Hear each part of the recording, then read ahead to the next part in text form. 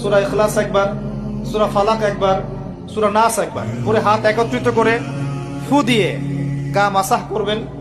এই কাজটা 3 বার করবেন।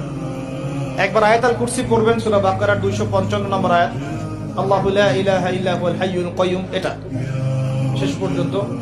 এরপর সূরা বাকারার শেষের 3টা আয়াত পড়বেন, লিল্লাহি মা ফিস সামাওয়াতি, এখান থেকে ফানসুরনা আলাল কওমিল কাফিরিন পর্যন্ত। তারপর ডান কাতে পাশ ফিরবেন, বলবেন আল্লাহুম্মা বিইসমিকা আমুতু ওয়া আহইয়া। হাত নিবেন, হাতে গুনতে থাকবেন সুবহানাল্লাহ সুবহানাল্লাহ সুবহানাল্লাহ 33 বার, আলহামদুলিল্লাহ আলহামদুলিল্লাহ আলহামদুলিল্লাহ 33 বার, আল্লাহু আকবার আল্লাহু আকবার আল্লাহু আকবার 34 বার। ঘুমিয়ে যাবেন। এখন যদি আপনি 6 ঘন্টা ঘুমান, আপনি নবী সাল্লাল্লাহু আলাইহি ওয়াসাল্লামের সুন্নাত অনুযায়ী ঘুমিয়েছেন, প্রত্যেক ঘন্টা ঘুমানোর জন্য আল্লাহ আপনাকে নেকি দিবে ইনশাআল্লাহ। এমনি ঘুমালে নেকি হতো না, রেস্ট নেওয়া হতো।